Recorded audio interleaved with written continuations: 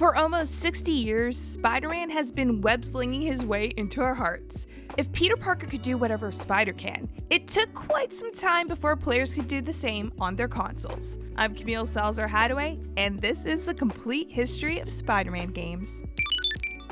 Stan Lee and Steve Ditko created Spider-Man back in 1962, but we had to wait 20 years to get our hands on the first Spider-Man game.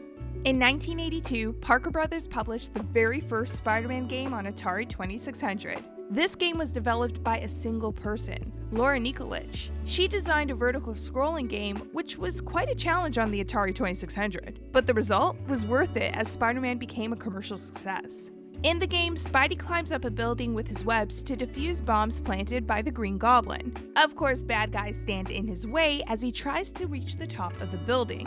Spider-Man also has a limited number of web fluid to achieve his mission. So if the player took too long to complete the mission, Spidey would run out of web fluid and crash to the ground. 2 years later, in 1984, Spider-Man gets his second video game called Quest Probe Spider-Man, because Spider-Man loves going on quest. In this text-adventure game, Spider-Man is imprisoned in a skyscraper which he must explore. The player has to solve puzzles by directly typing the answer. Quest Probe Spider-Man is the first Spider-Man game released for PC and was available on Atari 8-bit, BBC Micro, Commodore 64, and ZX Spectrum.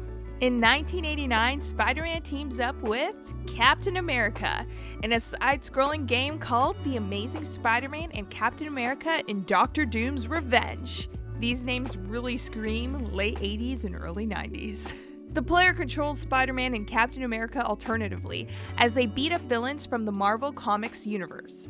In 1990, Spider-Man invaded players' homes with The Amazing SpiderMan. This platform game, released for the Commodore 64 and Amiga, follows Peter as he needs to save Mary Jane, who is kidnapped by Mysterio. The game takes place in a film set studio, featuring several rooms representing various film genres. Spider-Man can climb walls and swing with his web, but the main goal of the game is to complete puzzles to defeat Mysterio's plans. The same year, another game with the exact same name was released on Game Boy. Rare, the studio behind Donkey Kong and Banjo-Kazooie, created The Amazing SpiderMan. Mary Jane was once again kidnapped by bad guys, and Spidey needs to travel through several locations in New York City to save her. In this game, not only can Spidey climb buildings and swing with his web, he could also double jump! This is also the first handheld game featuring Spider-Man. Spider-Man made his debut on Sega consoles in 1991 with Spider-Man vs. the Kingpin. As the name suggests, Spider-Man is up against the Kingpin, who plans on detonating a nuclear bomb and framing Spider-Man for it. In this side-scrolling game, Spider-Man battles various supervillains like Dr. Octopus, Sandman, the Lizard, and Mysterio. Poor Mary Jane gets kidnapped once again, this time by Venom. In 1991, Spider-Man comes to arcade systems with Spider-Man the video game. Spider-Man must retrieve a mystical artifact from various villains, from the Kingpin to Doctor Doom. The game can be played solo or with up to 4 players cooperatively. Each player can select a different hero. Spider-Man, of course, but also Black Cat, Submariner, and Hawkeye. Spider-Man the video game is divided into 4 acts and alternates between the side-scrolling beat-em-up to a platform game throughout. In 1994, Spider-Man is back on the Game Boy with The Amazing Spider-Man 2. The Hobgoblin, Lizard, Graviton, Carnage, and Mysterio are framing Spider-Man for a bank robbery, but the superhero won't go down without a fight. The gameplay is different from the first game of the series, focusing more towards an action-adventure genre than the usual side-scrolling beat-em-up. 2 more Spider-Man games come out in 1992 on Nintendo consoles: Spider-Man Return of the Sinister Six on NES, and Spider-Man and the X-Men in Arcade's Revenge of Super NES. Spider-Man Return of the Sinister Six places Spidey against 6 of his enemies: Electro, Sandman, Mysterio, Hobgoblin, Vulture, and Dr. Octopus. The game features 6 levels, 1 for each villain. Spider-Man can jump, kick, punch, and throw his web around, but he only has a single life and 1 continue for the entire game. Better not mess up that punch. In Spider-Man and the X-Men in Arcade's Revenge, Spidey notices the disappearance of several X-Men: Cyclops, Storm, and Wolverine. Gambit gets sucked up by a garbage truck, and Spider-Man identifies the culprit, Arcade. He tracks down the villain and teams up with the X-Men to defeat him. The Amazing Spider-Man on Game Boy got a second sequel in 1993, with Spider-Man 3: Invasion of the Spider Slayers. The superhero is attacked by Spider Slayers, robots created by Spencer Smythe and his son Alistair to hunt down, capture, or kill Spider-Man. Once again, Spidey has to survive through various levels, defeat his enemies, and solve a number of puzzles on the way, because there's nothing more sinister than a puzzle. In 1994, Spider-Man teamed up with Venom in a side-scrolling beat-em-up called Spider-Man and Venom Maximum Carnage. This game, released on SNES and Mega Drive, also features popular Marvel heroes like Captain America and Iron Fist, as well as a bunch of villains led by Carnage. The cutscenes feature semi-animated versions of art taken directly from the comics. Spider-Man and Venom Maximum Carnage is one of the first video games to be directly based on a comic book story, instead of simply using the comic book characters in a unique video game plot. In 1995, Acclaim and LJN released their last Spider-Man game before passing the license to Activision. This SNES and Mega Drive game, simply called Spider-Man, follows the adventures of our favorite superhero as he learns that 4 of his enemies escaped from Ravencroft prison. It is up to Spider-Man to stop Dr. Octopus, the Green Goblin, Alistair Smythe, and the alien Spider Slayer from wreaking havoc on New York City. The same year, Japanese players got an exclusive Spider-Man game on the Super Famicom called The Amazing SpiderMan Lethal Foes. This game is based on the 1993 limited series The Lethal Foes of Spider-Man, where the superhero faced several villains including Mysterio, Green Goblin, Dr. Octopus, Venom, and Carnage. Spider-Man and Venom are back in 1995 with Venom Spider-Man Separation Anxiety. This side-scrolling beat-em-up is a sequel to Spider-Man and Venom Maximum Carnage, released in 1994. However, it didn't get the same praise as the original, being criticized for its repetitiveness, unoriginality, and lack of cutscenes. In 1996, Sega published The Amazing Spider-Man Web of Fire exclusively on the 32X add-on of its Sega Genesis. In the game, Hydra and the Enforcers want to shroud New York City under an electrical plasma grid, trapping its citizens. Spider-Man and Daredevil have to save the city before it's too late.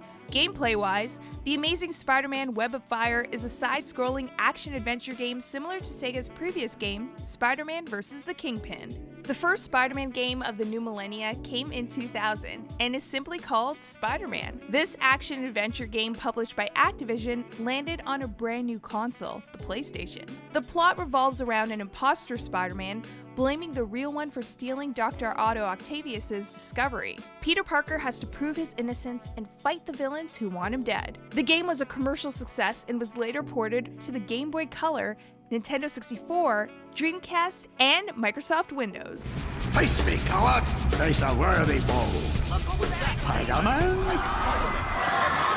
Last time I checked, I was Spider-Man. In 2001, this Spider-Man game got 2 sequels, a Game Boy Color exclusive called Spider-Man 2: The Sinister Six, and a PlayStation exclusive called Spider-Man 2: Enter Electro. Although it was a missed opportunity not calling it Spider-Man 2: Enter the Sandman and have Metallica do the whole soundtrack. Spider-Man 2: The Sinister Six follows the events of the Game Boy Color version of the first game, as Aunt May was kidnapped by a group of bad guys called, you guessed it, the Sinister Six. Spider-Man 2: Enter Electro directly follows the events of the first game, and Spider-Man has to stop Electro from becoming all-powerful thanks to his BioNexus device. Spider-Man 2: Enter Electro didn't get the same praise as its predecessor, but still received a standalone sequel for the Game Boy Advance called Spider-Man Mysterio's Menace. Spider-Man Mysterio's Menace takes place a few months after Spider-Man 2: Enter Electro. Mary Jane asks Spider-Man to buy a new fishbowl for their fish,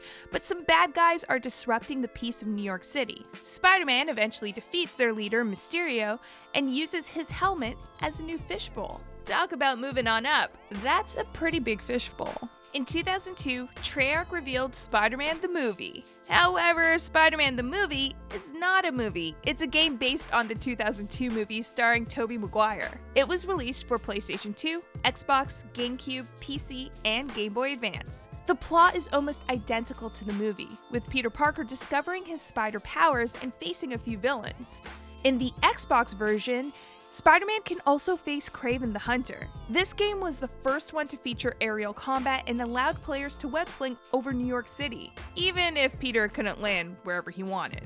Following the success of the first movie and its video game adaptation, the second Spider-Man movie also got its own promotional game. Treyarch and Activision released Spider-Man 2 in 2004 on PlayStation 2, Xbox, and GameCube. The game also got PC, N-Gage, Mac OS, Game Boy Advance, Nintendo DS, and PlayStation Portable versions, but from different developers. Spider-Man 2 was the first action-adventure game ever released on the PSP. Spider-Man 2 is set 2 years after the original game and follows the adventure of Peter Parker as he struggles to manage both his personal life and his duties as Spider-Man. Players are once again able to swing over New York City with webs, in an open world based on Manhattan, Roosevelt Island, Ellis Island, and Liberty Island. In 2005, Spidey starred in a new game, Ultimate Spider-Man, an action-adventure game released on the 6th generation consoles. This game does not follow the plot of a specific movie, but focuses on the relationship between Peter Parker and Eddie Brock, aka the two discovered that their parents died from a plane crash due to Eddie Brock's father trying on the Venom suit but failing to control it. Ultimate Spider-Man got a prequel a year later with Spider-Man Battle for New York. This side-scrolling beat-em-up was released on Game Boy Advance and Nintendo DS and is also set in the Ultimate Marvel universe. However, it takes place before the events of Ultimate Spider-Man and the discovery of Venom. In Spider-Man Battle for New York, Norman Osborn finds out Spider-Man's true identity and tries to become a superhero himself. Instead, he turns into the Green Goblin and uses the same formula on other people, creating a goblin army. Spider-Man has to stop him before all New Yorkers become goblins. Just like the first two Spider-Man movies, Spider-Man 3 got its own dedicated video game in 2007. Treyarch is once again behind the console versions of the game, which released on PlayStation 3 and Xbox 360.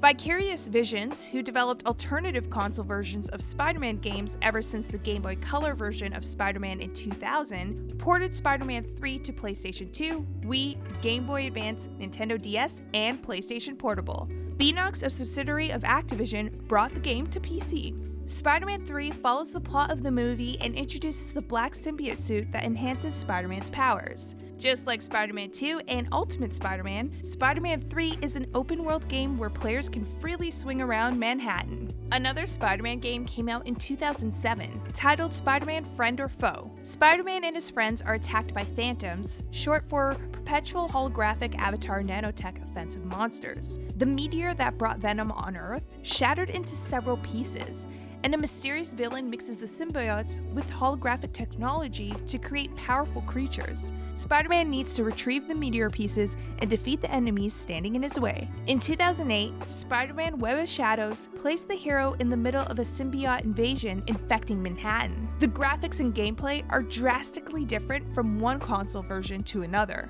In the PC, PlayStation 3, Wii, and Xbox 360 versions, Spider-Man Web of Shadows is a third-person action-adventure game set in an open-world Manhattan. The gameplay mainly focuses on combat, whether on the ground or in air. Spidey can also attach his web to the nearest enemy and pull himself toward them to deal extra damage. Besides all these fights, Spider-Man can also chill by swinging around the city. The gameplay is not linear. There are many events happening in Manhattan besides the main quest, such as gang fights, destroying symbiote's nest, and taking civilians to the hospital.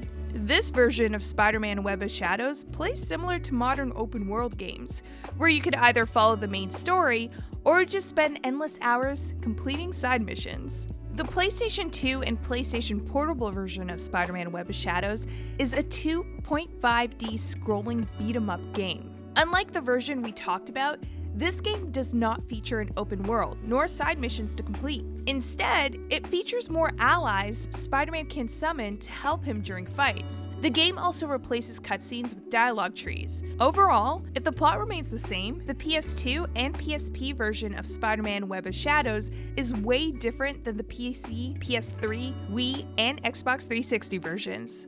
Finally, there is one more version of Spider-Man Web of Shadows on the Nintendo DS. This one is a 2.5D scrolling Metroidvania. If it features fewer allies than the PS2 and PSP version, the Nintendo DS packs a revival system allowing you to continue the game after Spider-Man's death, if the player can collect enough health orbs in a limited amount of time. In 2009, Gameloft released a mobile game titled Spider-Man Toxic City. This game is a side-scrolling beat-em-up featuring 13 missions where Spidey can defeat villains and collect golden spiders and golden hearts. The plot revolves around the Green Goblin, who transforms hostages into creatures called Goblin Knights. Spider-Man needs to stop his evil plans, but the villain manages to escape. 1 year later, Gameloft released another Spider-Man mobile game called Ultimate Spider Total Mayhem. A whole bunch of villains escape from prison, and Spider-Man needs to put them all back behind bars. Among the various thugs, goblins, and symbiotes he has to fight, Peter also faces Electro, Green Goblin, Rhino, Venom, and Dr. Octopus. My old pals, Doc Ock and Green Goblin. Feels like a family reunion. In 2010, one Spider-Man was not enough. Spider-Man Shattered Dimensions introduces 4 different versions of Spider-Man, originating from the Marvel Comics multiverse. Insert Spider-Man pointing at other Spider-Man memes. During a fight between Spider-Man and Mysterio, an artifact called the Tablet of Order and Chaos breaks, and its pieces end up in different universes. Spidey meets alternate versions of himself. Noir, who comes from the 1930s, Ultimate, who is from an alternate version of the 2000s, and 2099, who comes from, well, 2099. Spider-Man Shattered Dimensions inspired the creation of the Spider-Verse, featured in the 2014 comic book and the animated movie Spider-Man Into the Spider-Verse. Peter Parker and Spider-Man 2099 meet once again in Spider-Man Edge of Time, a 2011 game released for the Nintendo DS, Nintendo 3DS, PlayStation 3, Xbox 360, and Wii. This game features time traveling, and each of Spider-Man's actions has an impact on 2099, and vice versa. The two Spider-Men team up and defeat their enemies and save their respective timelines. In 2012, Spider-Man was back in theaters with a new movie featuring Andrew Garfield. The Amazing Spider-Man came with its own promotional video game. The Amazing Spider-Man is an open-world action-adventure game released for Nintendo DS, PlayStation 3, Xbox 360, Wii, Android, iOS, PC, 3DS, Wii U, and PlayStation Vita. That's a lot of platforms. In this game, Spider-Man is up against cross-species monsters infecting all of Manhattan. The plot remains the same across all console versions of the game, but 2 have very different gameplay than the others. While The Amazing Spider-Man is a third-person action-adventure video game set in an open world on most consoles, the Nintendo 3DS and Wii versions of the game do not feature an open world. Instead, the player can select a level from a menu and the action teleports there. As the Amazing Spider-Man movie released a sequel in 2014, so did the video game bearing its name. In The Amazing Spider-Man 2, Peter Parker is up against the Carnage Killer, a mysterious serial killer who only kills criminals. While this vigilante is unfortunately not Dexter Morgan, it appears that he works for a bigger fish, the Kingpin, aka Wilson Fisk. Spider-Man is not only up against these 2, but he also has to face Kraven the Hunter, Electro, Green Goblin, and Carnage. The same year, Gameloft released a new mobile game, Spider-Man Unlimited. In this endless runner, Spidey has to defeat a multiverse Sinister Six assembled by the Green Goblin. Luckily, Peter Parker can count on some of his alternative versions, Spider-Girl, Spider-Ham, and Spider-Man 2099. The plot isn't really at the core of the game. Spider-Man Unlimited is an endless runner where Spider-Man sprints across New York City while dodging obstacles. In 2018, 4 years after the last Spider-Man game, Insomniac Games revealed Marvel's Spider-Man, an action-adventure game for the PlayStation 4. Spidey needs to save everyone, as he always does, but what sets Marvel's Spider-Man apart is the freedom the player gets when web-slinging around the Big Apple. Marvel's Spider-Man sold 3.3 million copies in its first 3 days. making it the fastest-selling first-party video game in Sony's history.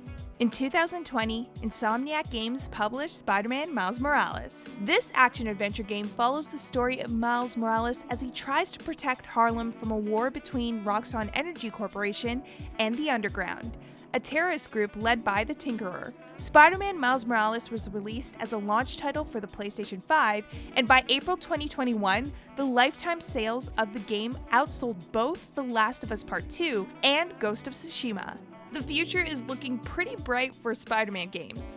The last two titles by Insomniac broke records on the PlayStation, and the studio doesn't intend to stop there. Marvel's Spider-Man 2 was announced in 2021 and is scheduled to be released in 2023 for the PlayStation 5. According to Marvel, this sequel will be darker than its 2018 predecessor. Which Spider-Man game is your favorite? Let us know in the comments. Don't forget to drop a like and subscribe to the Leaderboard for more gaming content each week.